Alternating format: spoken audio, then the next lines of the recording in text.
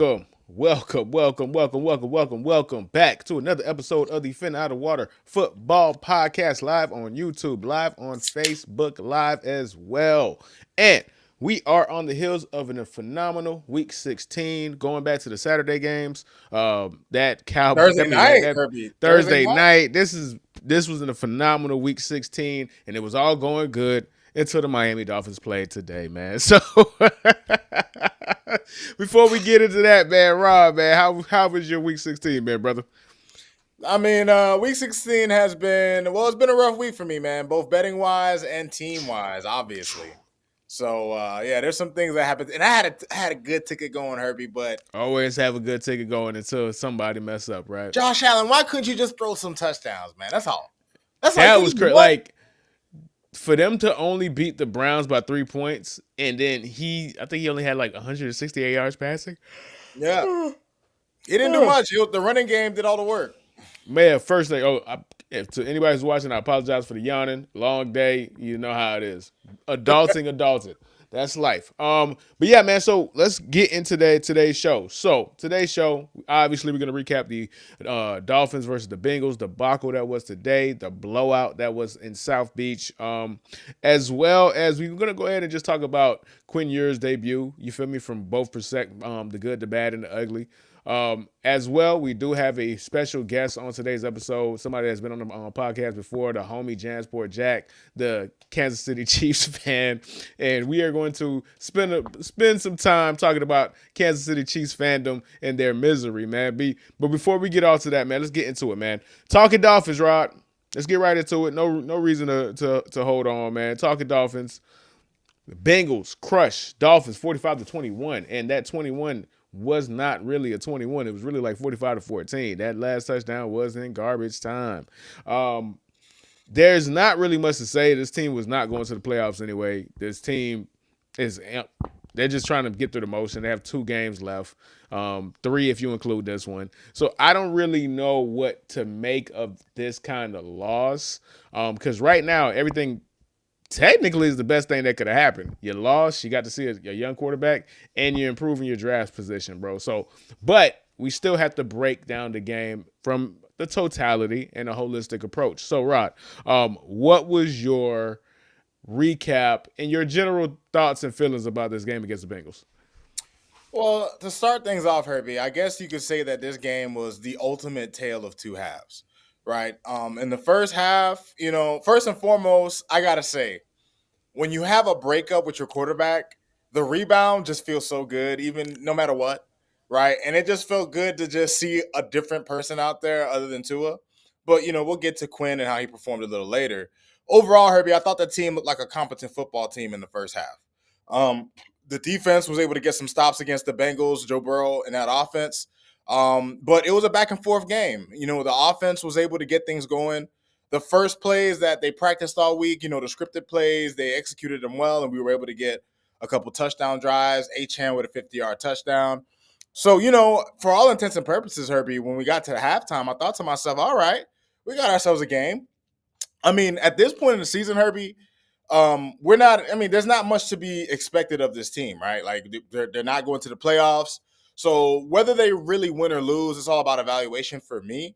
Now, granted, what happens in the second half leads into a major problem that I have with a particular person. But the first half was, it was a fun. It looked like we were heading for a shootout, right? And then here comes the second half, Herbie, and this has really been not just a problem this season because the Dolphins coming into the game, Herbie, we were third worst in third quarter differential. I think we were minus 65 in point differential, which is third worst in the league, right? So we have not been a good second half team.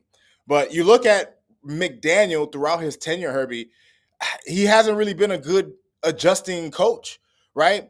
There was a graphic that I wrote it down and I kept it in memory, Herbie. Mike McDaniel, when trailing in a game, is 4 and now he's 4-23. He was 4-22 going into this game. Now he's 4-23 when going into the half trailing. And it just goes to show, Herbie, that he is not a guy that you can depend on Mike to game plan for something nice that can catch a team off guard, catch him by surprise. But over time, Herbie, he gets caught up. And ultimately, Herbie, I can't even just blame him because he mostly focuses on the offense. The defense just mailed it in, right? I mean, Herbie, we might as well call Chase Brown Chef Chase because he was cooking Jordan Brooks, man. I mean, all game long. I mean, this dude turned into uh, Eric Dickerson against us, right? And look, the defense just completely mailed it in the second half. The Bengals were able to do whatever they wanted. And then, of course, the Miami Dolphins on offense, bro, we just started coughing up the ball, just started giving it up. You know what I'm saying? You have the Greg Dulcich fumble. You know what I mean? Then you had Ewers. He threw 2 interceptions, even though those weren't the worst passes, but it was 2 turnovers. So we ended up with 3 turnovers in the game. And for a team that really doesn't have much going on, going up against a Bengals team that has their full assortment, their big three, you know, how the game unfolded ended up being exactly what you would have thought. Yeah, I thought the same thing too, right? Because once they got that one touchdown to go up, I think 21-14, and then they got the turnover, which I think believe was a fumble, if I'm not mistaken. Was it a fumble in the game? Or am I tripping? Yeah, there was a Yes, fumble. And then they scored That was the again, first and I was like, okay, yeah, this is over. Yeah, this is over. Because at that point, these guys are like, bro, we thinking about Club Live, dog. What you doing? Where you going? You going to Biscayne or you going to Brickell? How we doing this, bro? Like, we got 2 quarters left. I see you down at Brickell. I see you down at Brickell. You know what I'm saying? Shout out to everybody in the chat. Hey, if you in the chat, man, hit the like, hit them hearts, bro. You feel me? So they can get us out in the algorithm, man. So shout out to everybody in the chat right now. But yeah, bro. I'm gonna be 100 with you, dog. If I was on the team, bro, I'm missing tackles too. I don't care, man. You could question me. You could question my integrity, bro. I live in Miami and I'm a millionaire and I play for the Dolphins. My season is done. I am going to South Beach, man. I am going to be on Lincoln Drive, bro. I'm going to Wet Willie's, man. Like, I'm sorry. I don't care about Jamar Chase. I don't care about no goddamn T. Higgins. I might see them boys at the club tonight too. All right, like this is what it is. I have Herbie because they came back out not ready to play football. Their mind was already at the beach. Their mind was already at the beach. Once that turnover and they realized, okay, we're not going to probably win this game, it was over. It was like, that's why these are the hardest games for us as analysts to analyze, because we don't really know if these guys even care right now at this point, because they truly have nothing to play for. You're not going to the playoffs. You're just evaluating who's out there, but those guys don't really care. So how can you evaluate the guys that you're supposed to evaluate? Because half the team is not playing hard right now. Right. Half of the team is not playing hard. That's just a fact, man. I'm sorry. Half of the team is not playing hard. And that takes me to the guy that you mentioned earlier in the beginning of this conversation, which is Mike McDaniel. 4 for 23 is insane. It's insanity. And I tried to shoot Mike McDaniels on grace on last week's episode, but games like this, and basically just in his entire career, for shows why it might not be in y'all's best interest to bring him back for 2 reasons. 1, he can't adjust. 2, he's not somebody that these guys will truly fear or listen to. You have to inspire guys to play when they have nothing to play for. Right. Clearly, he's not doing that. So you have the 2 biggest X's that you can have as a head coach. Inspiring people to play when they have nothing to play for, and being able to adjust when people adjust to you. So I don't know how you guys bring this guy back, especially if this is what you're going to get for the rest of the next 2 games. And Herbie, here's the worst part, right? It was reported by Ian Rappaport. I don't know who exactly his sources are, but it was reported that that Mike McDaniel is staying, Herbie. And it's funny because we had this conversation on Wednesday's pod, and I hadn't watched any film of the Pittsburgh game until that Thursday before the Rams game. I just decided to watch film of the game. I hadn't watched it all week. And it's funny, it brings me to this point, since we're on the point of McDaniel. Herbie, this guy, I'm watching the film of the Pittsburgh game, and it was baffling to me how much of a beat on our offense they had.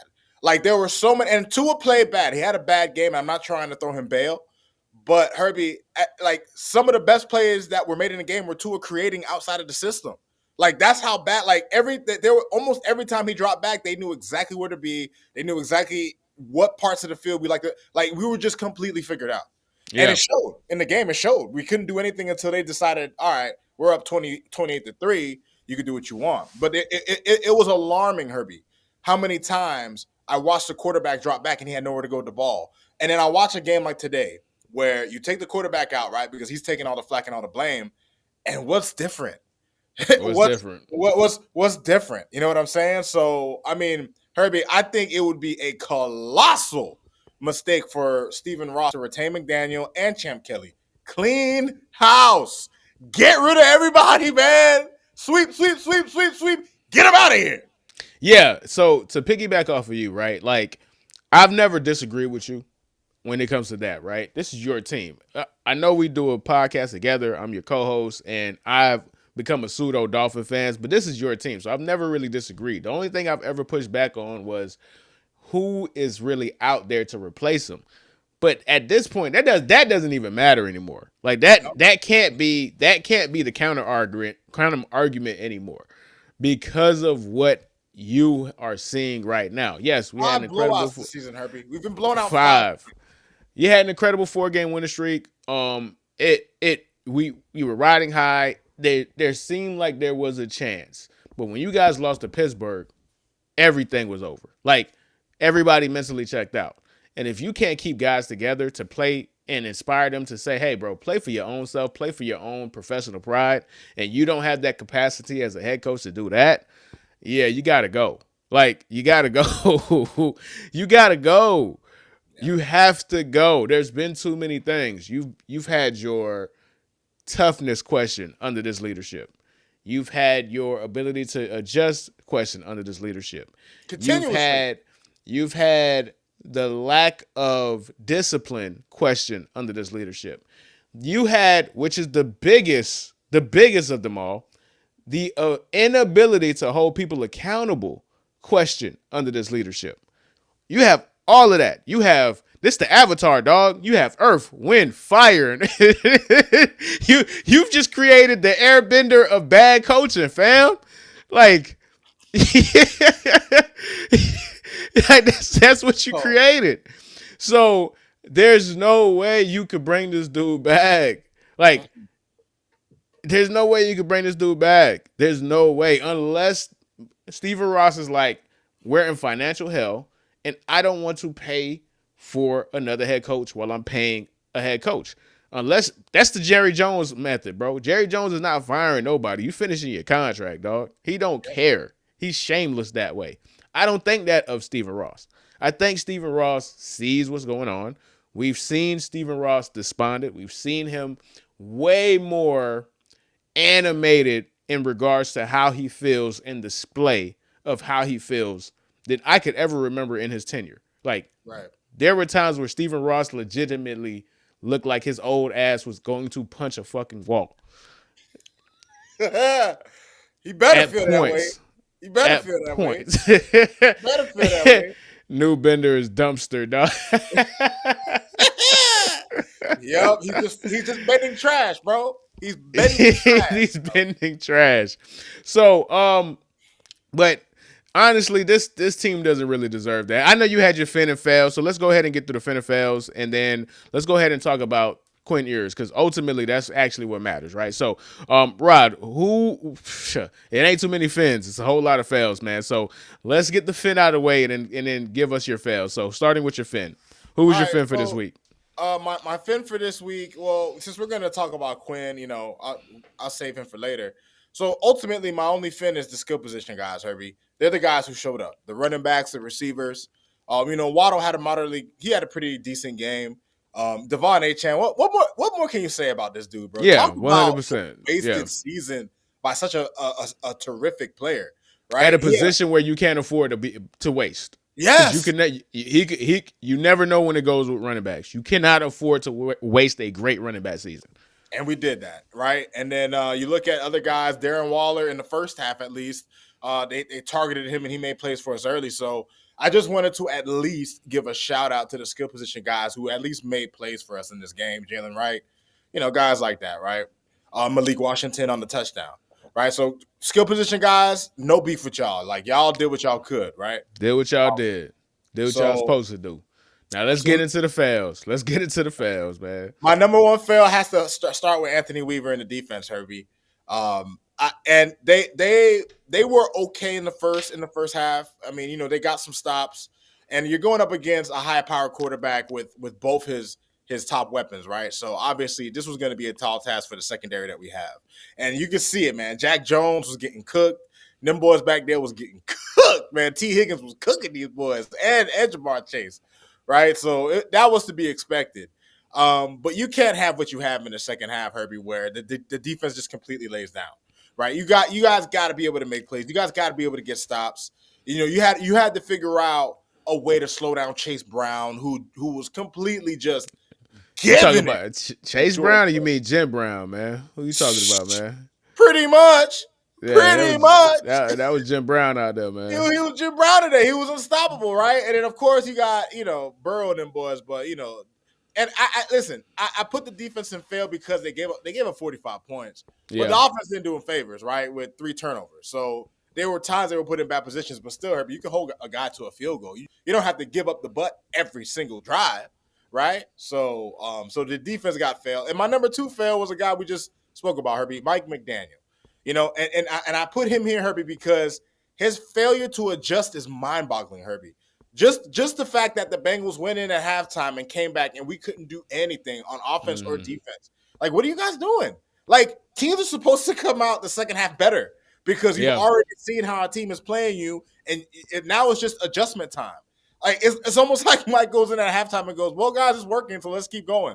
And it's just like, dude, you have to plan the counters to your counters, right? Like that's football is that human chess sport, right? Like that's what makes it so great. There's a lot of tactical things involved in this. It's not just big dudes hitting each other, right? But it's just like for a guy who was touted as McGenius, Herbie. McGenius, that was where was the genius? Ever since Herbie, ever since they cut out those quick motions, those early motions, once they cut that out, where's the innovation that he was so lauded for?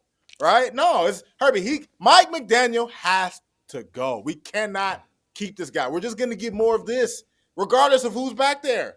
Regardless. Listen, bro, I told you, I'm with you. I used to push back on the settlement because I'm a strong believer in the grass ain't always greener, but it's over. It's over at this point, man. So let's go ahead and get into the Quinn Ewers side of this, right? So Quinn Ewers had his debut, and what was your overall assessment of the Quinn Ewers debut, right? Because now we're officially in the Quinn Ewers era. Now, granted, he's a 7th-round pick. They don't have any real ties to him. So he's going to be playing for his football life for the next 2 years. I mean, for the next 2 games. But what was your overall assessment of his debut game? You know what, Herbie? To be fair to him, I thought Quinn Ewers was fine, right? He didn't do anything special, right? And I don't think you could expect that from a 7th-round rookie pick, the 231st pick of the draft. You can't expect that, but he was fine. He was fine. Like he was, to be honest, he didn't really look no better than Tua out there. The only difference was you could see that the arm was much more live. I think that's what made me happy, Herbie, was to see a quarterback that had a little, he had more zip on his throws, right? And you know what? He was a guy that they weren't afraid to do a quarterback sneak with, right? Like when I saw that we were going for a quarterback sneak, Herbie, I was like, wow, we still have that in the playbook, because we never ran that with Tua. So it was nice to see that he has some mobility. He's a different kind of quarterback, and he possesses some qualities that Tua at this point in his career doesn't have. And he showed some of that in the game, Herbie. And to be fair to him, in the first half, they didn't ask him to do too much, but whatever they asked of him, he did well. Right, he was efficient. He made the right reads. He made the right throws in the first half of the game.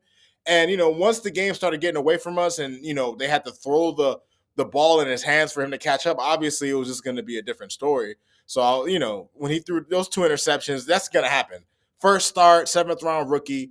He looked better than a 7th-round pick, if you ask me, Herb, because usually guys like that aren't even playable, right? So the fact that he was competent enough to start through the whole game, and he really wasn't a reason why we lost, because the game had started getting away from us prior to him throwing those interceptions. So, all in all, Herbie, he was okay. Like, I'm not expecting Quinn Ewers to be the future, Herbie. I'm not. He didn't give me that kind of feeling. I'm not. There are some fans, and Herbie, perception is a crazy thing amongst human beings because I see some people saying, "Yeah, I think we should roll with Ewers," and I'm looking like, "What? What?" That Like right there is when you're that right there is when your franchise is hurt. That's a hurt desperate. franchise. You That's can't be that desperate, desperation. man. You can't be that desperate. Nah, dog. Like y'all people are treating Quinn Ewers like he's a number 1 overall pick. They're treating him like he's a top 10 overall pick. Some Herbie, people in the fandom. he's the It rebound can't be champ, that man. bad. It He's the can't be that rebound. bad. It can't be that bad, dog. Like it can't be. If you want to know about Quinn Ewers, go watch him last year and the last 2 years in the college football playoff. He absolutely pooped himself against lesser competition. And in some regards, you've seen him poop himself in today's game. Now, it was mitigated because the game was already getting blown out. But that pick he threw, the second pick specifically, the first pick, he was trying to force a play. It got tipped. Pick happens. The second pick, you're trying to throw a fade route and you throw it on the inside, and you feel me, trying to make a play, and you get limit booty and you just toss the ball up. You guys can't be that desperate to watch that guy and think he could be the future. He could, maybe, possibly, who knows? But guys, it's you guys have history, man. You are not the Cleveland Browns. Like Herbie, you know what it is? it can't be that. It can't be this bad with Dolphin fans, dog. Please tell me it's not, fam. Please. You know what it is? You know what it is, Herbie? Is the fact that we have watched nothing but mediocre quarterback play for the past 20 plus years. So it's just like anybody new, Herbie, it's like we don't know what a good quarterback looks like in our offense anymore. Herbie. It's insane. It's insane. So you see somebody you have a good quarterback. You have 2 good quarterbacks in your division right now. Like, you know what it looks like, guys. It ain't cool. He was fine today, Herbie. Forgive me. He was fine. And I give him an incomplete. I don't know what your grade was. If I had to give him a grade, I'd give him a C. Good and bad. And that's perfectly fine. First start against, but the issue with me in regards to Quinn Ewers is, and this is his first start, so this is completely unfair, but you couldn't really take advantage of the Bengals defense. Again, first start, and completely unfair. I'm really not holding it against you, but it's still the Bengals defense, man. Right. They shouldn't be. So they shouldn't be. So, and again, goes to coaching. That's on Mike McDaniel to get this guy fully prepared. Like, there was a play, and it was a third down. I think it was like 5 minutes ago, and you guys had an opportunity to go for it on fourth down, and you did go for it on fourth down. You took the ball out of his hand. What are you playing for? You don't have nothing to play for. This is about development. This is about development, and you take the ball out of your young quarterback's hands. So either you don't trust the young quarterback, or you are still trying to win for some odd reason. Either way, it shows a failure in coaching. But if you don't trust the young quarterback that you said is better than Zach Wilson, who you said skipped him on the depth chart, then why is he out there? We're supposed to. This is development.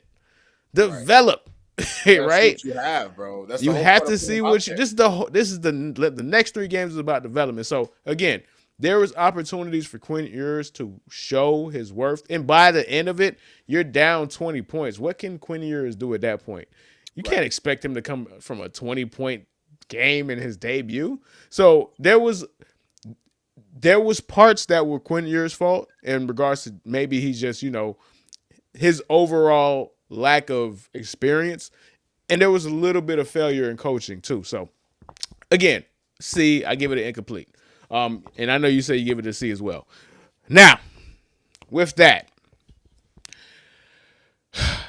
it is time to not talk about the Dolphins for the remainder of the day. Thank God, man. Get that monkey off my back. But we can talk about another mediocre team that was completely and wholly disappointing, because we have a guest on today's episode, the one and only, the homie. Jack is in the building. Jansport Jack is in the building. Jack is back. Jack is back, and I'm so happy I am so happy to do this. Go ahead and unmute. I'm so happy to do this, dog, with you and your team being ass. It's way more fun when the Chiefs suck. Welcome, my friend. Welcome. Welcome Hey, to 6 and 9. misery loves company. Ah, Misery loves company, brother. You thought you, woo! you thought we thought she was gonna invite you back when the Chiefs was winning? Hell no, brother. The Not 6 win happening. club, baby. Let's Hey, Six, go. get the shit off, y'all. But go ahead, six get and the shit. nine, baby. 6 and 9 squad. 6 and 9 gang, gang, gang. What up, Gang, twin? gang. What up, Six, 6 and 9 nine, twin? nine. Yo, what up, 6 and 9 twin? Jack, man, what's going on, bro? How are you, dog? What's Welcome back to happening? the podcast. First and foremost, it is a pleasure to have you Sir, pleasure to on. have you back, pimp. Hey, man, pleasure being here, man. Damn, man. And then Yeah, we man. lost Gardner Minshew today, so we don't have a quarterback at You all. definitely do not have a quarterback. You Oh, don't the have a emergency right now. quarterback at God all. You don't damn. have a quarterback at all, man. So, I can't Jack, even let's go keep ahead, man. the Defense Spill, name, spill bro. your I can't beans. even The keep the floor is yours, name. man. Yeah, I'm heartbroken. I ain't gonna lie to y'all. I did say before the season started, y'all are witness. I said we was gonna go 10-7. I wasn't looking for us to do nothing outrageous this year. I already know it was gonna be rough. I thought it was gonna be 7 seed, and I conceded to that. They underachieved on my own standards, bruh. Yeah, yeah, Right. I asked for yeah. them to be 10-7, and we 1-6 on the road. Like we can't do that. That's not in our wheelhouse, bro. That's not how we operate. At all. So, where do you want to start? Because there's a lot of different conversations to have in regards to the Chiefs, right? Because um, it just happened so fast. Like Yeah, it happened so fast. You guys went 15-1 last, or was it? What it was 15 15 and and 2, I two? think. Yeah. 15-2 it's, last year. 15-2 last year. You got to the yeah, Super Bowl. You got blowed out in the Super Bowl, but that happens. Teams get blowed out in the Super Bowl, right? But you don't think this is gonna happen. You don't think the following season is gonna look like this. And y'all, what y'all could go from wrong did go wrong. everything went wrong from week one. First play, opening play, Xavier Worthy went out because the Travis running into him on the cross. That's the first play. Yeah, that was an omen. That was an omen. We And should have. then We should have known. Should have known. same game, I still think they got some of that voodoo feeling on them from being in New Orleans, man. When they got that ass whooping, that BTA really put one on them. So I don't think they never took off the Nola juice on them, man. Be honest with you. But after we lost Zay, we lost left tackle, and then my favorite guy, Mr. Taylor. Sorry, we got the same last name. The man continuously he the yellow flag man on our team. He might as well wear black and white every Sunday because every time I turn around, he got a flag in his pocket somewhere. So we couldn't get nothing on the line. The chemistry could never click because Pat never had a proper amount of time to actually get the ball off. And then Rashi came in week 4. Y'all seen how that started. It started off great like everything else, but once he got into rotation, it threw everything else off. And the flow that we had with Thornton was lost. Like we couldn't. Hollywood didn't show up for a good 6 weeks out of the year. And then now he's like non-injured. Every other week he's on a non-injured list and not playing. So it's like Trav getting married. It's like too much negative energy, too much like verbiage going around everybody's name. So it's too much floating over us. We about to sell. We about to leave the arena and move to Kansas. We not gonna be in Missouri anymore. We finna move the team to Kansas. So it's like it's a lot going on at that facility. But we'll be back next year. Pat trying to come back week 1. I don't want him to come back until week 6. But he trying to come back week 1. And hey, Pat is for whatever. sure coming back at week 1. He He's was coming definitely. back. After Yeah, that game today, bro, you really want to wait till week 6, bro? he's coming back. The way he's wired, like I seen that dude pop his kneecap and play in the same game. And So the thing he's about coming it is, back. he had already hurt his left knee and then turned around and blew his ACL in the right knee in the next game. So it's like he been hobbling for the last 4 weeks, and he continued to play because we had an opportunity to still make it. That's why I was Yeah, cool with all of it yeah. going on. But when you ain't got no run offense to show up the lack of drops. I mean, well, not the lack of And you drops, the haven't lack had a run offense in quite some time. Like I can't remember the last time you guys had like a actual. I'm not gonna of say Jamal dominant, Dawes. but even Jamal then, like Dawes. it's been about 3 years since you guys had a really good running game, right? Like at points you've had effective running games, but like a Yep. real good running game, it's been a while. The past 2 years have been non-existent, right? Like Jamal. our last running back, man. Kareem Hunt that year he was there, but he got in trouble, so he wasn't. Jamal Charles picked up the slack for him that year. Yeah, But exactly. that, when we played San Fran in the Super Bowl, that's the last time we had a actual running offense. Decent running back. So let me ask you this: what are you looking to see going into next season? What are some of the things that you feel like the team needs to improve on, and what are some of the things that you feel needs to change about the Kansas City Chiefs going into 2026? Outside of the obvious, which is running back, I think we need to get some more pass rushers on the defensive line. We could probably find one of them in the draft. It's a lot coming out next year, and we gonna be in a decent position. Now we currently at 12th, but if we lose out, that's a top 10 play, and we don't have to necessarily get a running back in the Hey, round. chill, twin. We need that top 10 pick. It's us and you, bruh. It's really us and you. Y'all at 11 and we at 12, but I like y'all, but Twin, we need that. You look, got 3 y'all- Super y'all Bowls, had- bruh. We need that pick, twin. Like twin, we need that. We've been drafted 27 and back for the last 6-7 years, bro. We need something in the 10 real quick to get us a surefire. Our offensive linemen we been getting, bro. They fall at the bottom of the first round. We ain't getting no Alabama stud. We ain't getting them big boys out of Nebraska or Ohio State. We getting some guy that just made it out of Texas Tech probably or something, and they call him the day. We don't need none of that. We need some hog maws on that. We got to show up that line. You know how Deion said, the battle is won in the trenches. We need somebody else to get at that quarterback though, because we got Bo and we got Herbert that's gonna run, guaranteed. They getting out of the pocket for sure. Both teams have run offenses, so the more we try and pressure the quarterback, they gonna leave. We need somebody to follow up on the pursuit. So Jack, let me ask you, man. Considering where the Chiefs are, like with the veterans on the team, Travis Kelce's probably he might retire. Chris Jones, he wasn't the same. Give us one more. He's gonna give you one more. So how you feel about the Chiefs right now, man? Because it looks like y'all about to be in transition, bro. We only got 3 wide receivers on the contract. That's Royals, Worthy, and Rice. We don't have other receivers on the contract, so we could either get one in the draft, which I refuse us to do. I'd rather us bring Juju back for another year. And like I said, I want Pat to sit out for the first 6 weeks just so we can get a feel of what we actually have on the team. Because you can see, as of today, they had to say it was 3-2 today in the second quarter. Yeah, that was nasty. That was nasty. One of the scores I ever seen. That was nasty. Baseball score. And then we got I can't even name our quarterback. I can't even name him. So it's Ola something, Ola Kodan or some shit like that. He went 11. This is who you guys have going into the next 2 games, bro. Chris Oladukin, number 19. Yeah. You know he trash. We don't even make quarterbacks with 19 anymore, bro. If you're a quarterback and you got the number 19, it's because all the good numbers are taken because you're that bad. What's even worse? We don't make 19s no more, bro. Yep. That was Joe Montana number when he played for us. So I don't even know why they let him put that jersey on.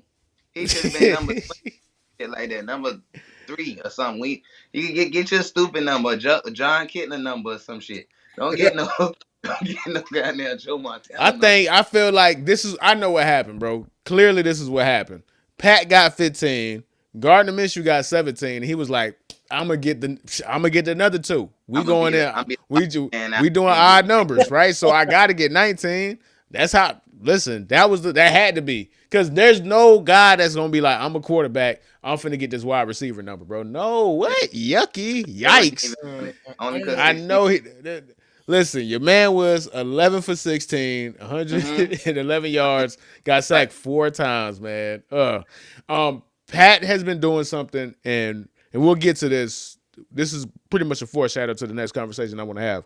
But Pat has been doing something that Tom Brady did for a long time, which is hide the significant flaws that are going around with a team because he's so great. Right. Now, I have to ask you this question. We are going to see, and we got a glimpse of it today. And it is unfair because these guys are playing with third-string quarterbacks, like emergency quarterbacks, and you can't function an NFL offense with an emergency quarterback, right? But that too. So, but we are going to have serious conversations, man, about the big homie, bro, Andy Reid, man. Yeah. He got to give up play calling. That's all it is. Yeah, he too vanilla. He don't know how to mix it up. And there's too many weapons for us to utilize in that offense for him not to be at the drawing board to have sufficient plays for each player on the team and situational downs. Like, granted, Rashee Rice was doing the running and trickery the first week that he came back, but we got 4 other speedsters that's back there. We should have been playing Brashard Smith over Pacheco anyway, because Brashard Smith was more so a a receiver running back. It's better to have him on the field as opposed to us not being able to get across the offensive line. We already have an issue with protecting Pat, so we know we're not going to have nobody to hold us up for us to have a formidable running game. We need somebody to come out of the backfield that could be shifty enough to get us some adequate plays down the field. We couldn't get that out of Pacheco, and then he got hurt. And Kareem is Kareem. Kareem go get he's the tush push of our team. He the third down back, our spell back. He not really somebody that's supposed to be a 3-down back. So we know we wasn't gonna get much out of him. He was more so a courtesy return from the Super Bowl pickup last year, and we just rode the wave with him being on the team. But we should have played Brashard Smith a lot more. I think we'll play him a lot more, being that he's still on contract for next year. He's a rookie and he's a running back and not a receiver, so he'll still be in the team. I still feel like we should go draft one. We just don't have to go first round and get one because there's plenty of backs coming out. You never need to go first round to get a running back. In that regard, let me see if I could get it on my end, bro, because I've been seeing a lot in regards to what they got for you guys, right? So let me see if I can add it to the screen. And share this tab instead. So for the Kansas City Chiefs, man, these are the guys they got you looking at, man. First round pick, Francis Mawau from Miami. Okay.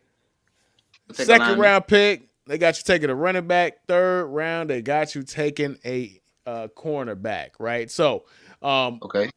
And that's just that, right? So I also have this right here, which is basically the consensus. This is pretty much everybody.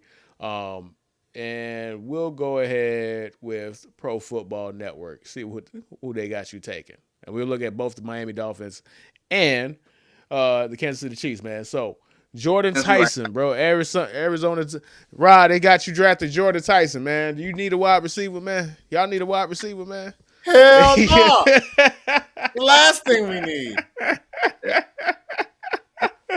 And they get, and so basically it is. But here's the crazy part. I've seen a lot, and I mean a lot. The vast majority of mock drafts I see have you guys taking Jeremiah Love from Notre Dame, and I'm like, what the hell? Why the hell would they do that? I wouldn't rush to get him first round because, granted, we need a running back, but I prefer Lacy over Jeremiah Love anyway because of the oppositions that they played against, and him being at Ole Miss, he had a harder defenses to see. Like you just see how Miami could barely get yards off with Mark against Texas A&M. Yeah, like that. SEC front them trenches is where it's at. So I'd rather get me a stronger back from the SEC who really know how to handle that workload. Jeremiah Love then was running the ball against D2 schools down there. And them 174-yard games is more so him breaking for 2 for 60. It's not like he was in the trenches getting them 160 yards a game. So I would rather see somebody that's really a workhorse that's going to come out of the backfield. And we could get that out of Wayne Knight from JMU, or we could even get Kwan Lacy from Ole Miss in regards to a running back. We could get Knight. We could probably catch him in the third round, fourth round. Yeah, absolutely. Listen, you speaking my language. Sorry to cut you off because, and again, I'm gonna look like a hater, and I'm gonna look bad because he had an incredible game today. He had a really good game today. But leading up into the draft last year, I made the point. There is no point in drafting Ashton Jeanty in the top 10 because where the value is never going to match the draft pick. And this is his second game with 100 yards. He's 2 out of 14, and you're a top 6 pick. This is your second game with over 100 yards. And this game, you're still not top 10 in rushing. So it doesn't make real sense to draft. This is my line. You have to be Adrian Peterson or Saquon Barkley for me to draft you in the top 10. If I don't feel like you're either one of those dudes in recent memory, then I can't do it. I cannot do it unless I have an incredible team and I have an incredible O-line that's going to do the job for you. And if that's the case, I don't need to draft you because I could get somebody else in the third round. and get 99.9% of the production. Mm-hmm. So I don't understand why they had so. This was a lot of, because I was looking at the consensus. I'm like, damn, Jeremiah Love to the Chiefs, and I know what that's about. That is these people who do mock drafts. They have such a skill player based bias where that's why you see people always trying to mock wide receivers and running back and skill players at these positions. And because these guys don't understand what's the most important thing about building a football team. Building the trenches, it is tried and true. That is consistent. The Eagles have been doing that my entire goddamn life. There's a reason why the Eagles are always freaking good. They got that front line. That front seven ain't no joke.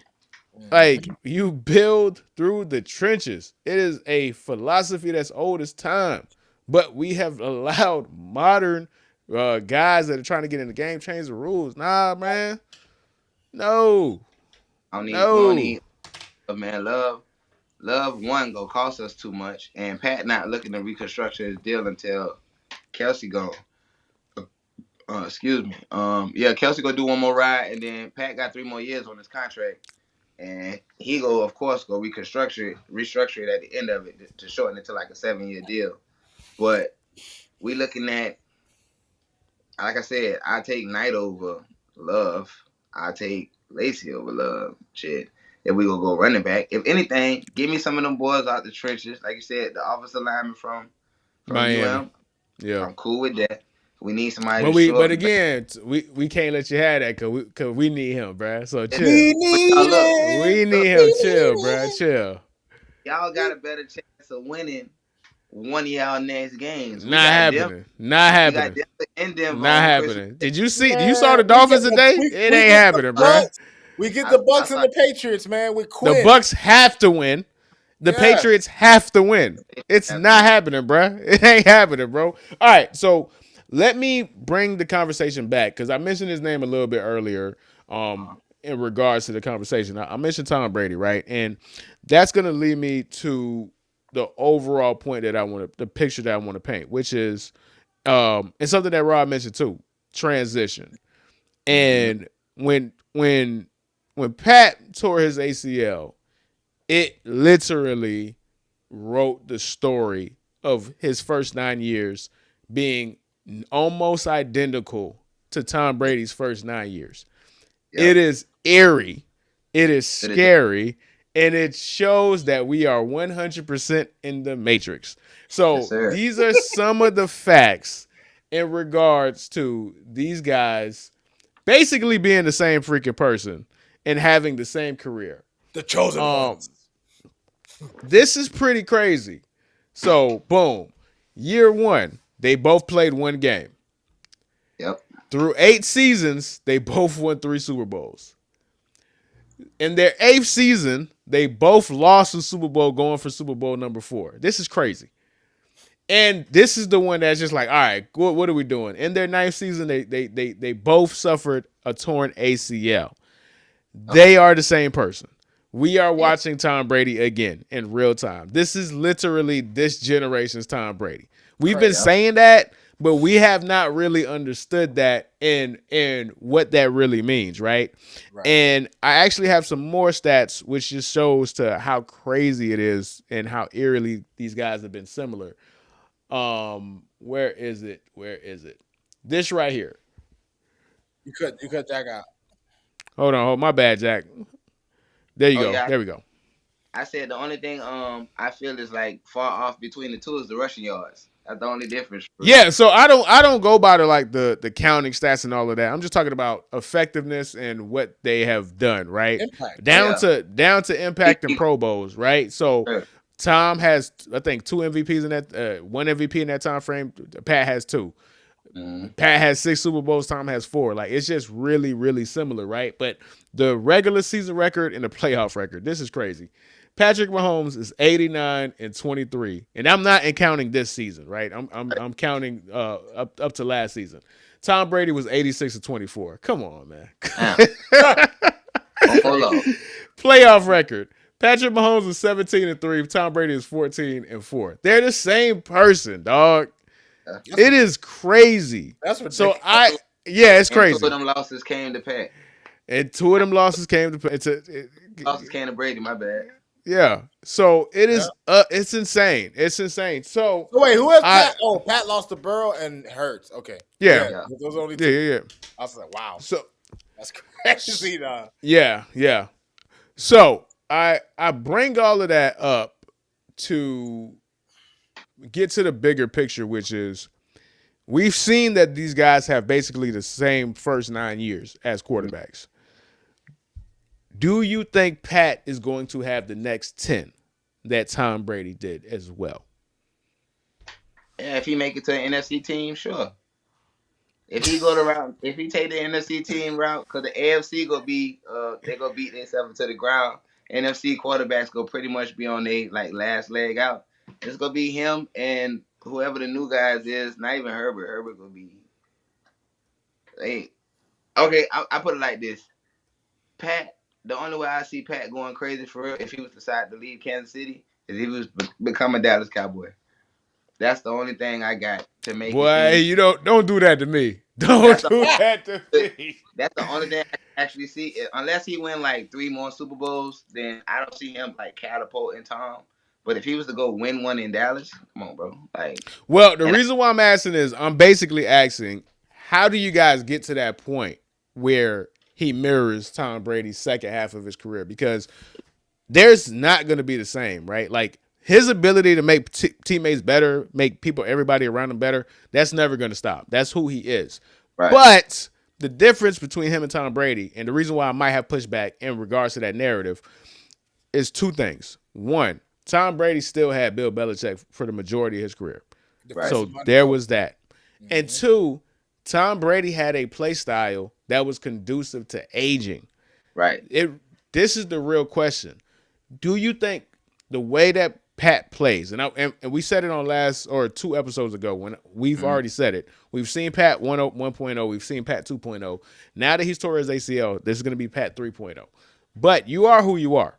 Yep. Who you are is who you are. Do you think Pat can continue to play for the next 10 years with the way that he plays currently, which is making ish happen? Just, hey, Pat, get on your back. If you got to run around for freaking 15 seconds and do something incredible, go ahead and do that. You, as a guy who's watched damn near every snap from Pat's career, do you think Pat can last another 10 years playing that way? Playing that way, no. Maybe another three. But at the same time, you got to understand why Pat has to make so many plays. There's nobody in front of him to protect him.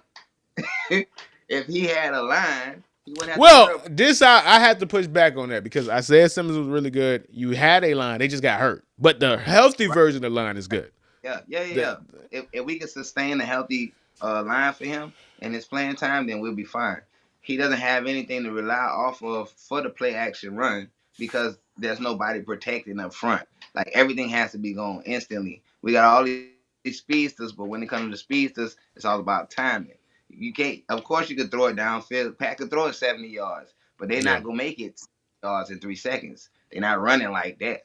So it Right. ain't no way for us to be able to get over the top and then if our defense got to be the one that's trying to keep us in games because our offense can't get past a 3rd and 7 or past a 3rd and 6, there's no other way for us to go around winning or succeeding if Pat don't do the scrambling or the playmaking that you see with Pat doing.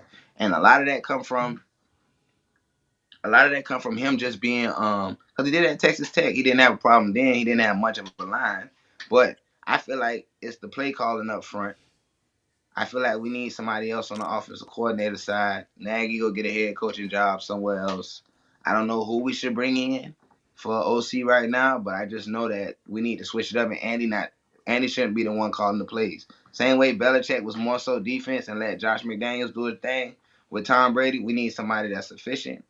They saying Bieniemy could come back, but I'm like, hey, the man gone. He feel like he want to be where he feel like we tarnished his name and we did him wrong when we let him go because he figured he should have been head coach.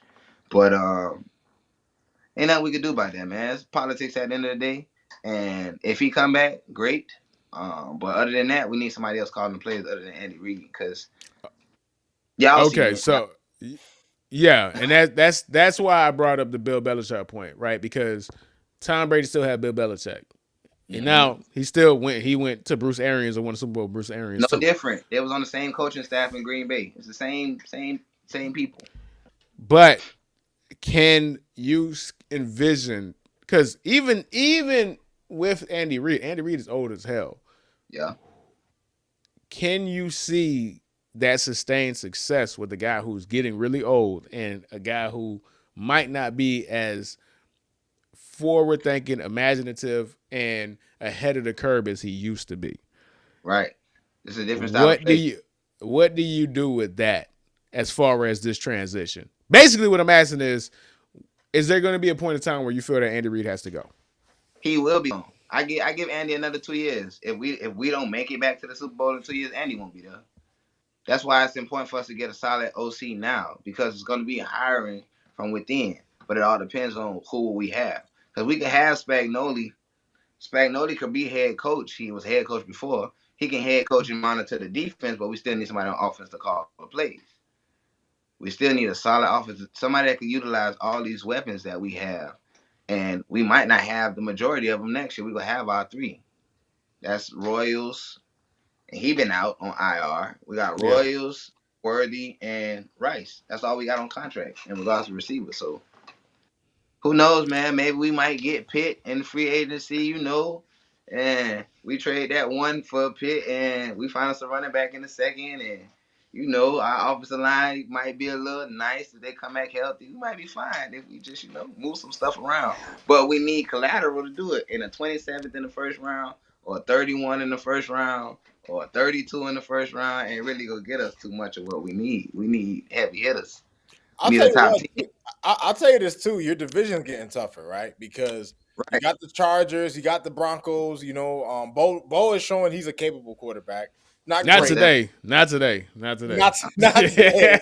But, Not but today. Bo has had some standout performances. He's been For clutch sure. Absolutely. this season. Absolutely. And then Herbert has come into his own with Jim Harbaugh, and Jim Harbaugh really just got the Chargers playing with toughness, as is Coach. Sean Payton with the Broncos. So, Right. how do you feel about that? The division moving forward. The Raiders are the Raiders, of course, but Both, yeah. We know both teams though. Both teams have solid professional coaching that have won at the highest level, and at the same time, they're run based offense. yeah, Run based offense on both sides. You got quarterbacks that can get out and run. They call their own run plays, and then you have they run by committee on both teams with Vidal and Hampton. They got Hampton. Hampton was a steal in the draft last year. right. They got Hampton and Vidal that's running in the Charger side, and then you got R.J. Harvey and I forgot my boy that just got injured over there. But shit, McLaurin running the same damn way. They run by committee over there, and then like I said, we don't have the earnings in the trenches to be able to keep up with either the pass rush or containing a nice run offense. We always been getting beat in the run front. It was our pass defense, our secondary was what was holding us together for the longest. And we always got beat when it came to mobile quarterbacks and a solid running game. That's how Philly beat us in the blue at the Super Bowl because we couldn't sustain the trenches. Hold on. What the heck happened at the end of the game, JPS? JPS. The Lions still Damn. the most rigged shit ever. Damn. I seen Warren broke for 45 and it was 28 something, but I turned the game off because I was stat Yeah, watching. I didn't. I turned the game off too. I thought the game was over when it was it was like 16-24 or something like that, man. Finished up I didn't have 29-24. school. I was watching. Ah, man, that sucks, man. All right, so we got about 5 minutes before we go ahead and close. You mentioned Kyle Pitts, man? Give me some more crazy. What's some crazy offseason moves that you want to see the Chiefs go ahead and get, man? Come home, Tyreek. Come home, Tyreek. You can take him. Come home. You can take him, bro. Let him. Come He can home. go home, bro. Tyreek can go. Come Bye-bye. home, Tyreek. Go back. Tyreek can It's go. crazy. Okay, let's stay on there because I want to say last year there was some rumblings that he was, what people are just throwing it out there. Oh, what if they reunited? What if they reunited? I'm like, bro, this shit is over with. What are you talking about? Now it's obvious. I can only dream. True. No. Here's the thing, though. Y'all need him and he needs y'all. Facts. He got his money. He got the ring. He knows the team. He knows like y'all need him and he needs y'all. Yeah. Who says no? If this was 2 years ago, y'all wouldn't have wanted him back. Y'all would have said no. We're good. You need him now, and he needs y'all. And He can can't. go. He can't play on the Dolphins anymore, He bro. can go, bro. I'm done with Tyreek. Especially with Tua, I ain't gonna lie, boy. Cause Tua, that little peanut go to rattling in here, and that boy get on the sideline. Nothing you I'm can done do with about Tua, Tyreek, McDaniel, all of them. So man. yeah, that is not crazy. That's not crazy. That's like legitimately a possibility, which is crazy. That's a possibility because it's been such a disaster as far as how it ended with him. And I'm talking about Tyreek with the Dolphins and how it's been such a mess with the rotation of wide receivers for the Chiefs. He could come back. That would be hilarious, dog. The grass ain't always greener, man. I'll be like KD going back to the Warriors. That's what it'll be like. Hey, Jack, let me ask you something. Considering that your team is now no chance to make it to the Super Bowl, how you feel? Who's come out the AFC this year, in your opinion? AFC. Yeah. If I had to take it, it'd be out of my division. But it depends on who got the home field advantage. I want to say Chargers because I think the Chargers could play with the Bills if he got to the finals. I don't know if Lamar them like they locked in enough to be able. Shit, they first got to get in the playoffs because They right play now tonight. Pittsburgh got them on the division, so it all depends on. We'll see what the game look like tonight. So I like either the Chargers or the Patriots to go. I still see Philly winning it all if Philly get back to the top though. You I think see Philly Philly.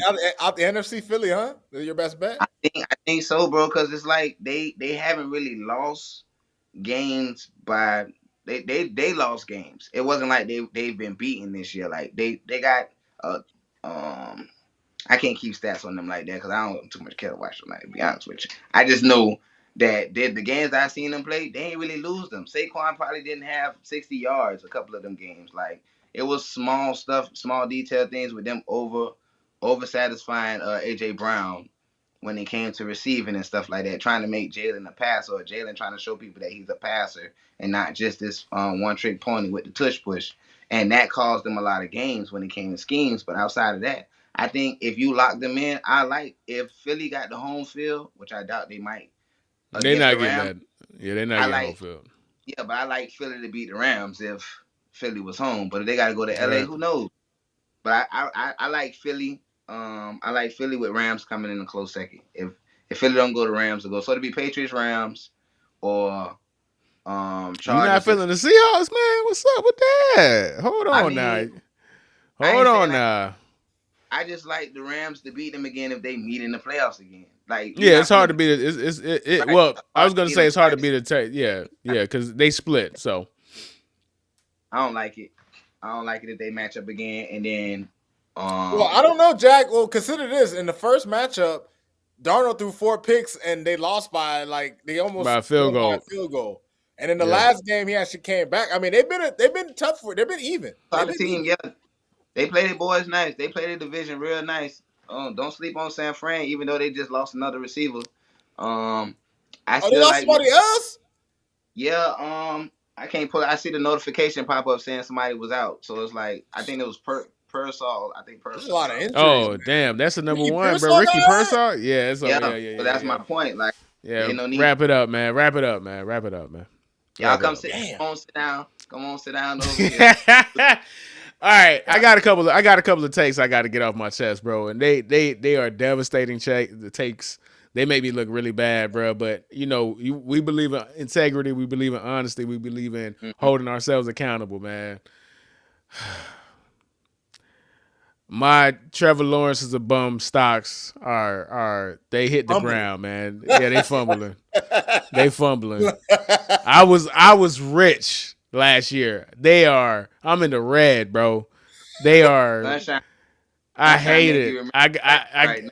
Bruh, I gotta give him his credit, man. It's painful between him and Sam Darnold, bro. I'm a mess. I might have to file for bankruptcy, dog. My stocks are in the gutter, man. Damn, dog. You blew your account on that one. Huh? Oh my god, I hate this, bro. Trevor Lawrence is Sunshine really making you good remember the Titans right now. today. Sam Darnold was really good in the fourth quarter on Thursday. Like And OT. I can't exactly. I can't call Sam Darnold Scam Darnold or Scam Likely no more, bruh. I can't call Trevor Lawrence a bum no more, dog. This is awful, man. And let me go ahead and get to this comment right here. It made me laugh, bro. When the Patriots lose tonight and the Colts lose tomorrow, I'm going to need you guys to play Tua and beat the Patriots next week. All right, Kate. Thanks, Dolphins. Not happening. You're asking the Dolphins to win? Come on, JPS. You should. Come on. You should know better than that, right dog. Them and they're not dudes putting is Tua back. Tua's the emergency quarterback. He's not even the he's backup. the emergency quarterback. They threw him all the way down. They said you cannot get hurt, brother. We need you off of this team. Whether we gotta trade you, hold the clipboard. yeah, you can't even hold the clip. Don't even dress. Like Right. if Tua. if Quinn Ewers get hurt and Zach Wilson get hurt, I guarantee you still won't see Tua. You're gonna see Mike McDaniel. You'll see Mike McDaniel in at quarterback before you see Tua, man. I promise you. I promise you. All right, and with that, Jack, any last things before we get up out of here, man? Tyreek, come home. Come home, Tyreek. We need you, Tyreek. Bye, Tyreek. Get the stepping. Get the stepping. Don't let the door hit you on the way out, please. Adios. Rod, any last things before we get up out of here, man? Hey, listen, man, Herbie, always it's a pleasure to do this, man, with you, my brother. You know what I'm saying? Best co-host in the world. Shout out to you, Jack. Always a pleasure to have